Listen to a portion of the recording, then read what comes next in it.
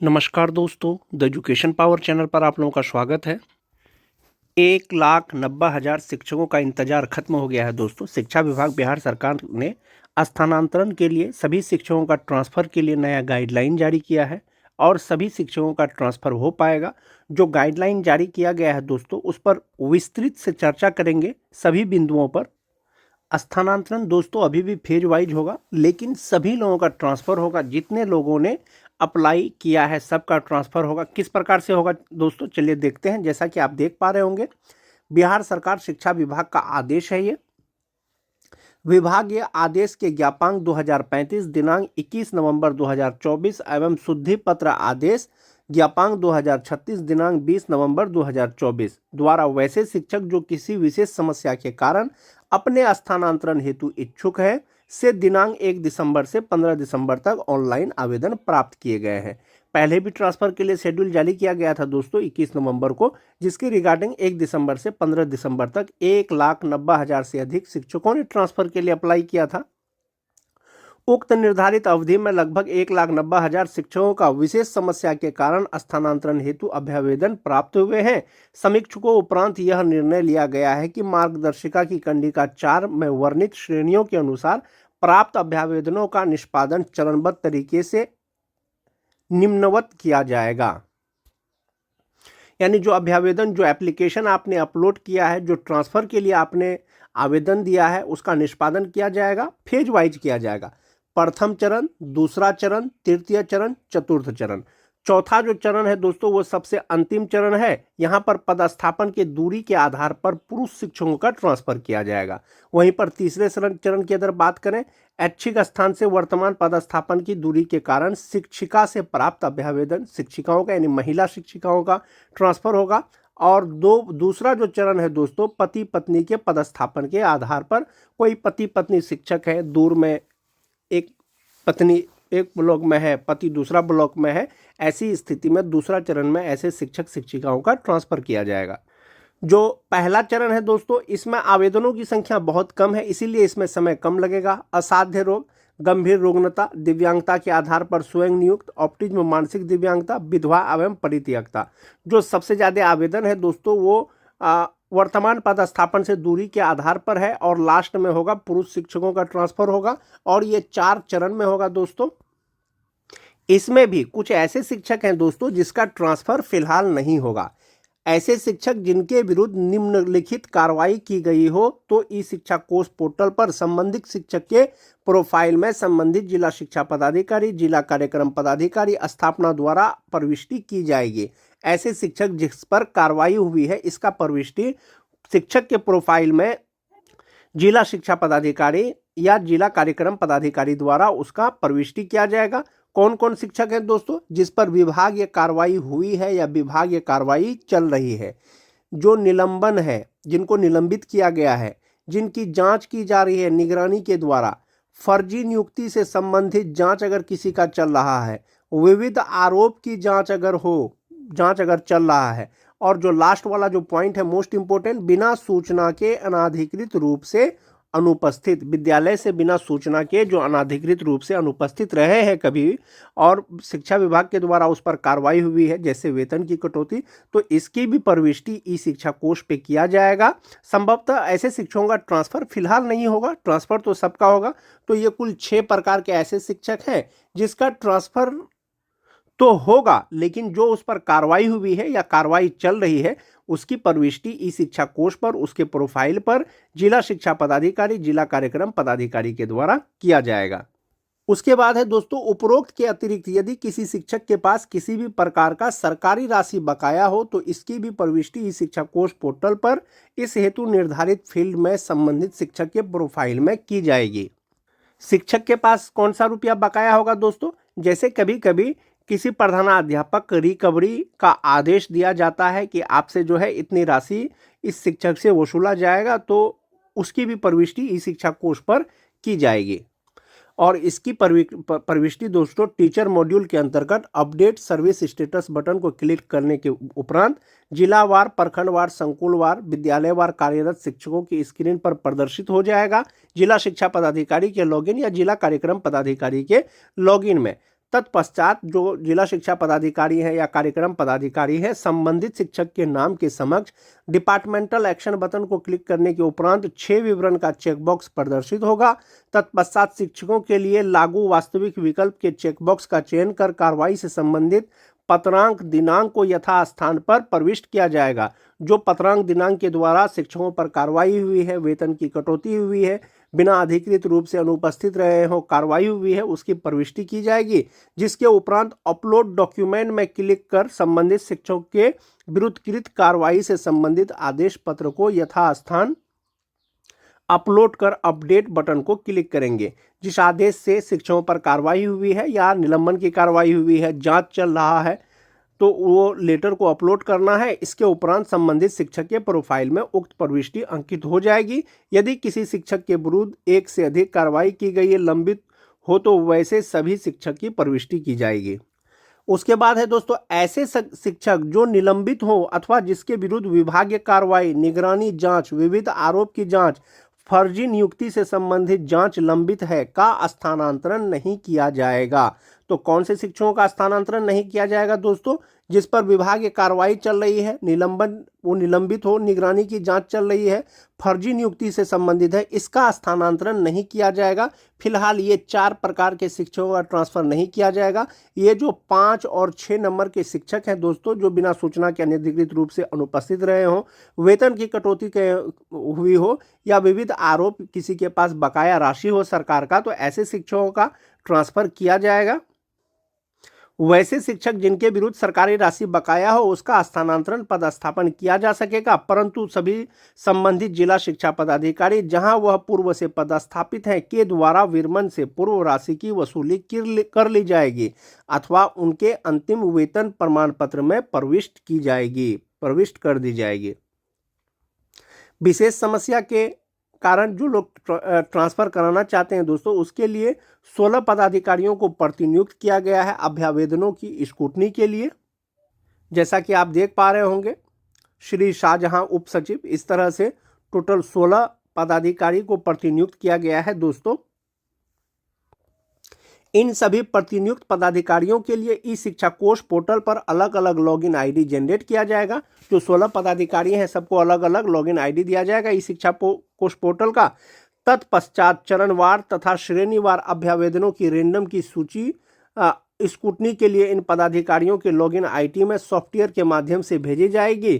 प्रतिनियुक्त पदाधिकारी प्रत्येक अभ्यावेदन एवं इसके साथ अन्य संलग्न दस्तावेजों की ऑनलाइन स्वयं स्क्रूटनी करेंगे एवं स्क्रीन पर दिए गए 3 विकल्प यथा okay, favourable, consideration, note okay में से किसी एक विकल्प का चयन करते हुए सेव बटन को क्लिक कर प्रविष्टि को सुरक्षित कर लेंगे।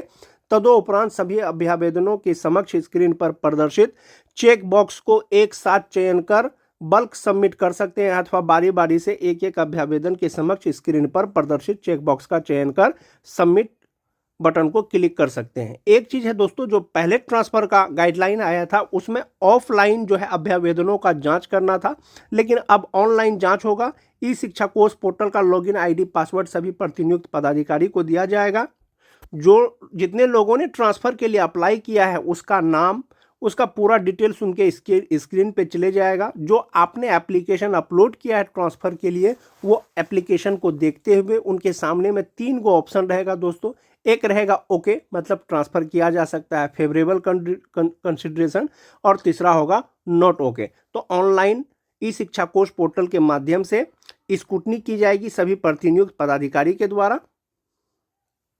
जो 3 विकल्प उनके सामने खुलेगा दोस्तों, ओके, फेवरेबल कंसिडरेशन या नॉट ओके, उससे संबंधित ऐसे सभी अभ्यावेदन जिनके समक्ष प्रतिनियुक्त पदाधिकारी द्वारा स्क्रूटनी के उपरांत ओके एवं फेवरेबल कंसिडरेशन अंकित किया गया है, संबंधित जिला शिक्षा पदाधिकारी के ई शिक्षा कोष पोर्टल के लॉगिन आईडी में चरणवार एवं श्रेणीवार विद्यालय आवंटन हेतु प्रदर्शित हो जाएगा। जो प्रतिनियुक्त पदाधिकारी हैं दोस्तों, जिनका अभ्यावेदन को वो ओके करेंगे या फेवरेबल कंसिडरेशन करेंगे, उनका डिटेल्स जो जिला शिक्षा पदाधिकारी है उसके लॉगिन पर स्कूल आवंटन के लिए प्रदर्शित हो जाएगा। तत्पश्चात स्थानांतरण पदस्थापन हेतु अभ्यावेदन के समक्ष प्रोसीड बटन को क्लिक करने के उपरांत अभ्यावेदन में स्थानांतरण हेतु दिए गए सभी पंचायत नगर निकाय के विकल्प एवं उक्त इकाई में रिक्ति की स्थिति स्क्रीन पर प्रदर्शित हो जाएगी।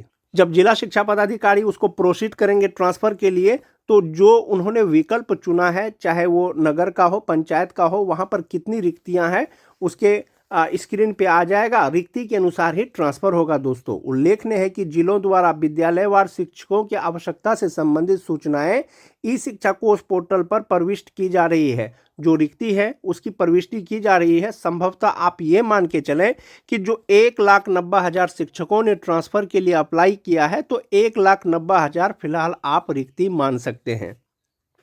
विद्यालयवार रिक्ति की गणना का आधार होगा। साथ ही इस प्रक्रिया के तहत स्थानांतरण पदस्थापन के उपरांत होने वाली रिक्ति भी इसमें समाहित रहेगी। तत्पश्चात जिला शिक्षा पदाधिकारी द्वारा जिस पंचायत नगर निकाय में रिक्त उपलब्ध है, रिक्ति के समक्ष अंकित चेकबॉक्स को क्लिक करने के उपरांत उक्त पंचायत नगर निकाय इकाई में शिक्षक के प्रकार के अनुसार विद्यालयवार रिक्ति स्क्रीन पर प्रदर्शित हो जाएगी। जिला शिक्षा पदाधिकारी द्वारा प्रत्येक अभ्यावेदन में स्थानांतरण पदस्थापन हेतु आरोही क्रम में पंचायत नगर निकाय में दिए गए विकल्प के अनुसार विद्यालय आवंटन की कार्रवाई की जाएगी, जो ओटीपी आधारित होगा। सभी शिक्षकों को स्कूल अलॉट किया जाएगा। यदि वो जो चयन किया है दोस्तों, जो विकल्प चुना है, अगर वहां पर रिक्ति उपलब्ध है तब। यदि किसी नगर निकाय या पंचायत में एक से अधिक विद्यालय में रिक्ति उपलब्ध हो, तो उक्त अभ्यावेदनों के आलोक में उपलब्ध रिक्ति के आरोही क्रम में विद्यालय आवंटन की कार्रवाई की जाएगी। तो यहाँ पर उदाहरण के स्वरूप समझाया गया है दोस्तों। उदाहरण स्वरूप, यदि किसी पंचायत नगर निकाय के 3 विद्यालयों में उक्त कोटि तथा वेतनमान के शिक्षक, विद्यालय अध्यापक एवं विशिष्ट शिक्षकों की क्रमशः 3, 2 एवं 1 रिक्ति उपलब्ध हो, तो सबसे पहले 3 रिक्ति वाले विद्यालय को आवंटित किया जाएगा। अंकन यह है कि किसी पंचायत नगर निकाय में रिक्ति उपलब्ध नहीं रहने की स्थिति में उक्त पंचायत नगर निकाय के समक्ष नो वैकेंसी प्रदर्शित होगा जिला शिक्षा पदाधिकारी के लॉगिन में, जहां स्थानांतरण पदस्थापन नहीं किया जाएगा। जब रिक्ति नहीं रहेगा तो आपने जो विकल्प चुना है उसका आपका ट्रांसफर नहीं किया जाएगा। जिला शिक्षा पदाधिकारी द्वारा अपने लॉगिन में प्रदर्शित सभी अभ्यावेदनों पर एक निर्धारित समयावधि पर कार्रवाई करना अनिवार्य होगा। आपने जो विकल्प चुना है ट्रांसफर करने के लिए अप्लाई के समय, उस पर रिक्ति रहेगा तो आपका ट्रांसफर हो जाएगा। जिला शिक्षा पदाधिकारी के लिए दूसरा निर्देश है दोस्तों, यदि किसी एक शिक्षक द्वारा स्थानांतरण पदस्थापन हेतु एक से अधिक जिलों के लिए विकल्प दिया है, तो ऐसी स्थिति में संबंधित जिले के जिला शिक्षा पदाधिकारी के लॉगिन पर उक्त अभ्यर्थी का सभी विकल्प प्रदर्शित हो जाएगा। सर्वप्रथम आरोही क्रम में दिए गए विकल्प के आधार पर, जैसे उन्होंने चुना है 1 नंबर, 2 नंबर, 3 नंबर पर, संबंधित जिला के जिला शिक्षा पदाधिकारी द्वारा कंडिका 4 में अंकित के तहत रिक्ति की उपलब्धता के आधार पर विद्यालय आवंटन की कार्रवाई की जाएगी। संबंधित जिला में यदि रिक्ति नहीं रहेगा तो संबंधित जिला शिक्षा पदाधिकारी द्वारा transfer application change of district button को क्लिक करेंगे। तत्पश्चात जो वो 2 नंबर का जिला चुने हैं दोस्तों, वहां पर उसका विकल्प चले जाएगा। इसी तरह से आगे तक जाएगा। उसके बाद है संबंधित शिक्षक द्वारा दिए गए सभी विकल्पों में रिक्ति उपलब्ध नहीं रहने की स्थिति में स्थानांतरण पदस्थापन नहीं किया जाएगा। जैसे किसी शिक्षक ने सिर्फ 3 पंचायत का चयन किया था, यदि वो तीनों पंचायत में रिक्ति उपलब्ध नहीं रहेगा दोस्तों, तो उनका ट्रांसफर नहीं हो सकेगा। सभी जिलों के जिला शिक्षा पदाधिकारी द्वारा ओके एवं फेवरेबल कंसिडरेशन श्रेणी के अभ्यावेदनों के संबंध में की गई कार्रवाई के उपरांत सभी अभ्यावेदन निदेशक प्राथमिक शिक्षा के लॉगिन आईडी में प्रदर्शित हो जाएगा। तत्पश्चात निदेशक प्राथमिक शिक्षा द्वारा अपने लॉगिन आईडी से इसकी सूची निकालकर स्थानांतरण पदस्थापन हेतु गठित विभाग या स्थापना समिति के समक्ष निर्णय लेने के लिए रखा जाएगा। साथ ही स्क्रूटनी के लिए प्रतिनियुक्त पदाधिकारी द्वारा नोट ओके किए गए अभ्यावेदनों की सूची स्थापना समिति के समक्ष उपस्थित की जाएगी। ऐसे अभ्यावेदन जो संबंधित श्रेणी के तहत नहीं आता है, ऐसे अभ्यावेदनों को उपयुक्त श्रेणी में हस्तांतरित करते हुए के संबंध में समिति द्वारा निर्णय लिया जाएगा। यदि हस्तांतरण योग्य अभ्यावेदन प्रथम चरण के 5 श्रेणी एवं द्वितीय चरण के तहत नहीं आता है, तो ऐसे ऐच्छिक स्थान से वर्तमान पदस्थापन की दूरी की श्रेणी में हस्तांतरित कर दिया जाएगा। जो नोट ओके की श्रेणी में जो अभ्यावेदन आएगा दोस्तों, उसका एक सूची बनेगा जो समिति के सामने में उसको प्रदर्शित किया जाएगा। जब ट्रांसफर कर दिया जाएगा दोस्तों, उसके बाद क्या कार्रवाई की जाएगी? अंतर जिला स्थानांतरण के मामले में संबंधित शिक्षक के स्थानांतरित जिला के जिला शिक्षा पदाधिकारी द्वारा पदस्थापन आदेश निर्गत किया जाएगा। ऐसे शिक्षक उनके वर्तमान पदस्थापन के स्थान के जिला शिक्षा पदाधिकारी द्वारा विरमण आदेश प्राप्त कर नव पदस्थापित विद्यालय में योगदान समर्पित करेंगे। संबंधित जिला शिक्षा द्वारा स्थानांतरित शिक्षक एवं शिक्षिका का पदस्थापन आदेश 1 कार्य दिवस के अंदर ई शिक्षा कोष के माध्यम से निर्गत कर दिया जाएगा। संबंधित शिक्षक एवं शिक्षिका का विरमण के पश्चात स्थानांतरित जिला के 7 कार्य दिवस के अंदर अपना योगदान देना सुनिश्चित कर। जो ट्रांसफर का आदेश दिया जाएगा दोस्तों, वो ई शिक्षा कोष के पोर्टल पर ही दिया जाएगा। 4 नंबर मोस्ट इंपोर्टेंट पॉइंट, अंतर जिला स्थानांतरण की स्थिति में इनका वरीयता का निर्धारण नए जिला में योगदान की तिथि से किया जाएगा। जो अंतर जिला के बाद जो शिक्षकों का ट्रांसफर होगा दोस्तों, उनका वरीयता का निर्धारण नए जिला में जब वो योगदान कर लेंगे उसके आधार पर किया जाएगा। जिले के अंदर स्थानांतरित होने वाले शिक्षक शिक्षिका के लिए स्थानांतरण आदेश संबंधित जिला शिक्षा पदाधिकारी द्वारा 1 कार्य दिवस के अंदर ई शिक्षा कोष पोर्टल के माध्यम से किया जाएगा। साथ ही आरोप एवं बकाया आदि से बिंदु पर उपर्युक्त के अनुसार कार्रवाई की जाएगी। तो स्थानांतरण के लिए ये गाइडलाइन है दोस्तों। सभी शिक्षकों का चरणवार स्थानांतरण किया जाएगा, वैकेंसी के आधार पर, रिक्ति के आधार पर। आज के वीडियो में दोस्तों बस इतना ही। वीडियो अगर अच्छी लगे तो अपने दोस्तों में लाइक और शेयर जरूर कर दें, ताकि ये सूचना और भी शिक्षकों तक पहुंच सके। मिलते हैं एक नए वीडियो के साथ, तब तक के लिए धन्यवाद।